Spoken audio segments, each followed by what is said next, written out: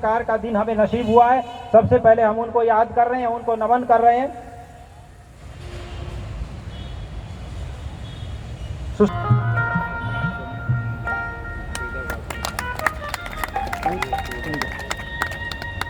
बहुत बहुत अभिनंदन आपका।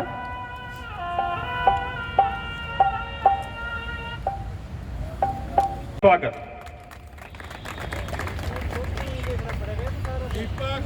आगे बढ़ो, हम तुम्हारे साथ हैं।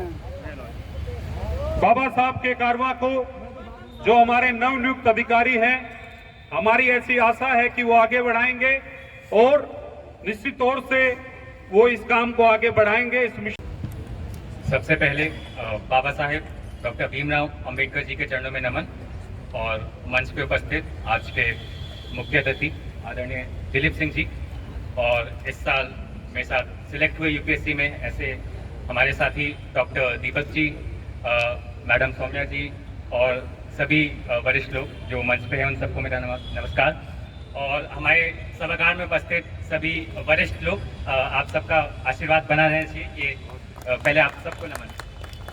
तो जैसे कि आज के कार्यक्रम का नाम रखा गया है कि ये अचीवमेंट का, हमारे जो अचीवमेंट है उनका सम्मान है, लेकिन मुझे लगता है कि ये अचीवमेंट से ज़्यादा एक सम्मान है, एक जिम्मेदारी है जो समाज ने और पूरे देश ने हम जैसे युवाओं पे डाली है। तो अब ये हमारे ऊपर है। अब जैसे मैं, हमारे साथी जो और है, अब हम सब के ऊपर है कि हम इस जिम्मेदारी को कैसे आगे बढ़ाएं। अब इस जिम्मेदारी के थ्रू हम कैसे आगे वाले जो आने वाले बच्चे हैं उन सबको कैसे आगे लेके जाएं। तो यही बाबा साहेब की जीवन का सपना था कि हर किसी को शिक्षित रहना चाहिए। अभी बहुत बार ये उनका स्लोगन रिपीट हुआ है कि शिक्षित रहो, संगठित रहो, संघर्ष करो। तो उस शिक्षित रहने का मतलब था कि सिर्फ कुछ ही लोगों को शिक्षित नहीं होना, समाज के हर एक व्यक्ति को शिक्षित होना है और उसमें महिलाएं, बेटी, बहन सबसे पहले आती है।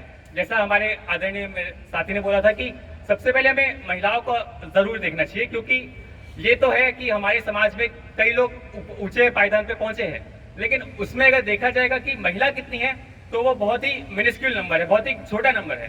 तो ये मेरा रिक्वेस्ट है कि आप सब मेरे बड़े हैं, मैं बहुत छोटा हूँ, कि अपने घर में, अपने समाज में, अपने मोहल्ले में जिस किसी को हो सके, जिस किसी बेटी, जिस किसी बहन का हो सके, उसको आगे बढ़ाइए, उसको और पढ़ाई में सहायता करिए। और दूसरा बात कि बाबा साहब ने कहा था कि संगठित रहिए, तो हम देखते हैं कि हम अभी भी जातिवाद में, हम आपस में ही जातिवाद में उलझे हुए हैं। तो हमें इस जातिवाद को सबसे पहले खत्म करना पड़ेगा, क्योंकि इस जातिवाद को खत्म करे बिना ना तो किसी समाज का भला हो सकता है, ना ही देश का भला हो सकता है। तो इस जातिवाद को खत्म करेगा कौन? ये करेंगे हम लोग। तो इस चीज की हमें संकल्प लेना चाहिए, इस चीज की हमें प्रतिज्ञा लेना चाहिए कि हम आपस में पहले जातिवाद नहीं करेंगे और बाकियों से भी जातिवाद नहीं करेंगे। तीसरी बात, बाबा साहब ने कहा था कि संगठित रहिए, संघर्ष करिए। संघर्ष का मतलब सिर्फ मूवमेंट या संघर्ष का मतलब सिर्फ नारेबाजी नहीं है।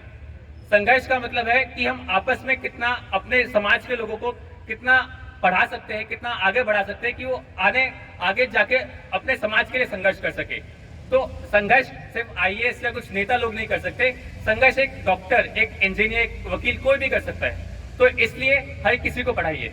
और जैसे हम देखते हैं कि बाबा साहेब ने इतनी सारी डिग्रियां ली थी, तो वो हमारा एक प्रेरणा स्रोत होना चाहिए कि हम अपने समाज को, हर किसी को, बच्चे को इस चीज की प्रेरणा दे कि वो इतनी डिग्रियां ले, उसको पढ़ने के लिए जहाँ भी हो सके बेस्ट से बेस्ट कॉलेज, बेस्ट स्कूल में भेजे, क्योंकि आगे आने वाले समय में सिर्फ पढ़ाई ही है जो आगे आने वाले समय में देश और समाज का नाम रोशन कर सकता है। तो यही मेरी आप सबसे एक छोटी सी विनती है कि पढ़ाई में सबका योगदान दीजिए, जिस किसी का हो सके आप जिसको पढ़ा सके, छोटा मोटा योगदान हो, किसी की किताब से सहायता कर सकते हैं, किसी की गाइडेंस से सहायता कर सकते हैं।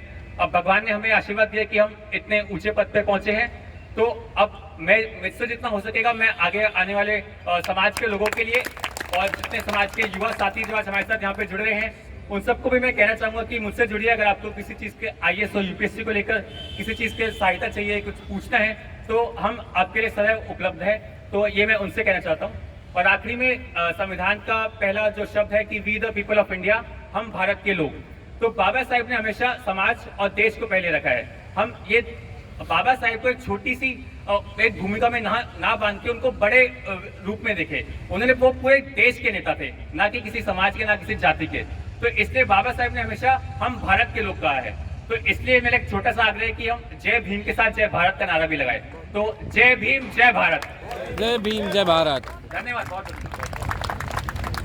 बिल्कुल दिलीप सर ने आज जिस तरह की बातें बताई हैं, उनका एक्सपीरियंस बताया, एक्सपीरियंस किया, वो सब हमें जानने को मिला है। और ज़रूर उनका जो एक्सपीरियंस है और जो उनसे अच्छी बातें हमें आज सीखने को मिली है, हम उनको अपने करियर में आगे इम्प्लीमेंट करेंगे।